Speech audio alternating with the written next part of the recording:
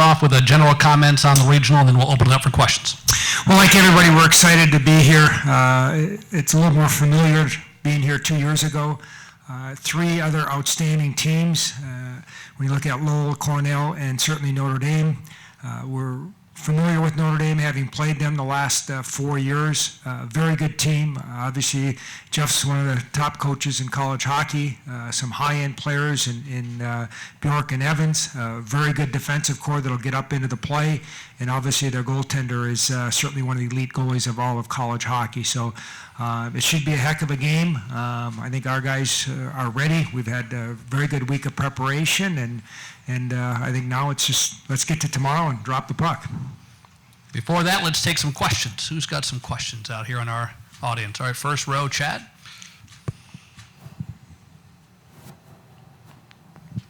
Chad Graff, Pioneer Press. Coach, just to start broadly, how has this team gone from not making the NCAA tournament to being a #1 seed in the NCAA tournament? Well, it's such a fine line. I mean, you look at from year to year right now, Quinnipiac was playing for a national title last year, and they didn't make it, but, they still had a pretty good year. It's not easy. It's harder than it ever has been.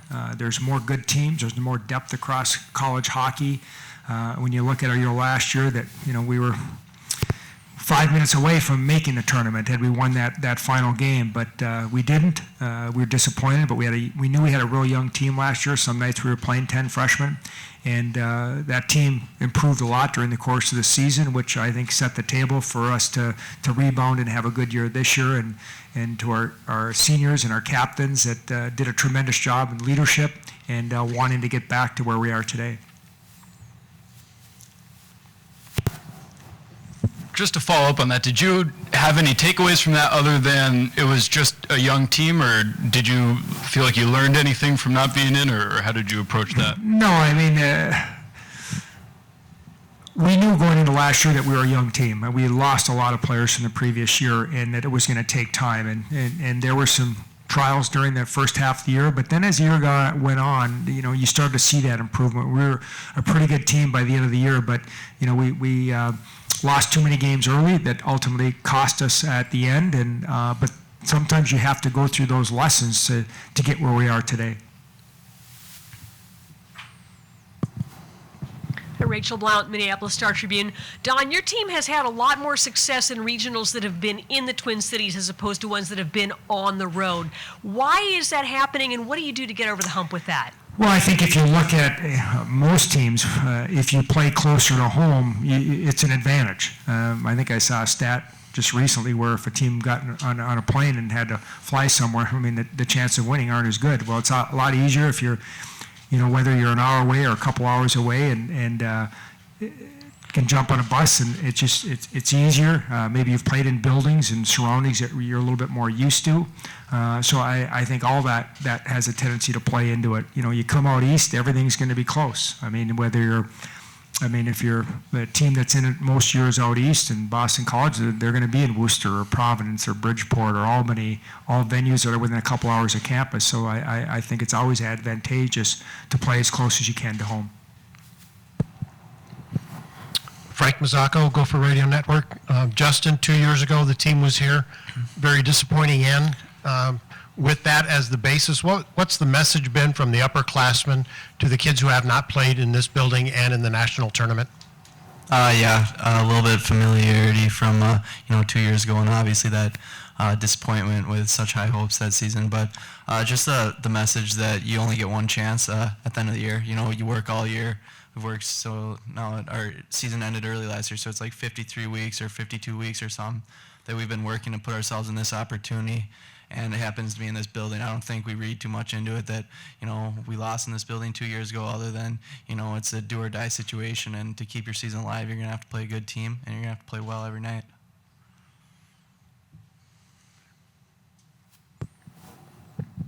Don, does the fact that you're familiar with Notre Dame for a lot of reasons, not the least of which is your son played there fairly recently, so you have a very intimate knowledge of that program, does that give you any insight that can be helpful in a game against them? No, we all have video. I don't think it matters a whole lot. It really, the only thing that matters is how you play.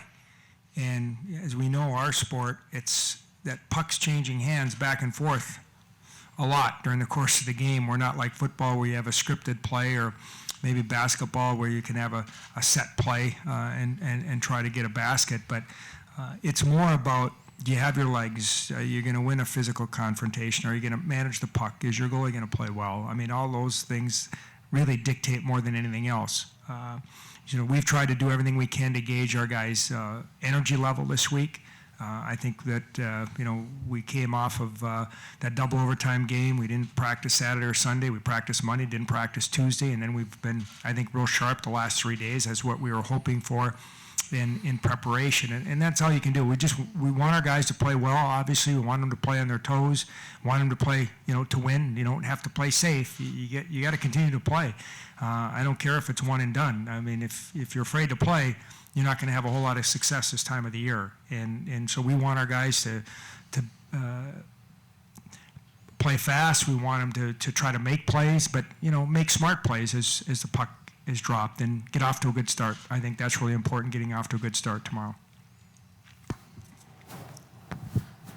Tyler, you've obviously played in a lot of big games before, but you're one of a number of guys in this team that has never played in an NCAA tournament game. How do you handle that inexperience? Yeah, I think it's a new experience, but at the same time, you got to treat it just like another big game that you've played in before. There's a group of guys that haven't played in the NCAA tournament, but we're definitely excited to be here. Don, Rich Thompson, Boston Herald. Is Notre Dame going to make a good fit in the Big Ten next year, and is that kind of a compelling component to this matchup today? I don't think there's much to it as far as, what happens next year. I go back to when I played in the old WCHA in the 70s, and, Minnesota, Wisconsin, Michigan State, and Notre Dame were all in the league together. Then it drifted apart in 1981 with the CCHA and those teams, and that, I think, had as much to do with some Title IX issues and saved some money on flights when women's programs were just getting going at that time, and then the teams went on their own, and now we're back together. And I think as you move forward, I think the Big Ten is going to be an absolute terrific league. What Penn State has done and built their program, and Ohio State's in the NCAA, Wisconsin missed out by a game. Obviously Michigan State aren't going to, be in the situation they're in much longer. And Notre Dame's been a terrific program since Jeff went there, and they made a commitment to their program, built a new Compton Center. So it's just such a good fit academically. It's such a good fit athletically. It's such a great fit geography. And so it was a no-brainer to get them in. And, maybe they would have been in right away if maybe some old football, basketball rivalries didn't exist, because I can remember a couple of those early conference calls, some of the comments that were made, but they're in now, which is good, and that's 7, and we've talked about hopefully we can get to 8, because I think once we get to 8, that would be exactly where we want to be. Better fit than coming out to Boston, let's be honest. Going off of that, Don, do you think there needs to be an urgency in getting to 8 teams, or are you okay if you guys play a number of years with an odd number of teams in the conference? Well, I don't have much say in that, so what I think really doesn't matter. And I think they'll be looking. I think you have that team that sits not playing on weekends, especially late in the year. I don't know if that's a great thing. It has to be the right fit academically. It has to be the right fit athletically. That's the one thing with, being around the Big Ten, in hockey the last 4 years, that's important. And I think they'll do their due diligence. I think there'll be some talking, but again, that's more at the presidential level of the hockey playing schools than the coaches. In the old WCHA, the coaches had a lot more say than we do today.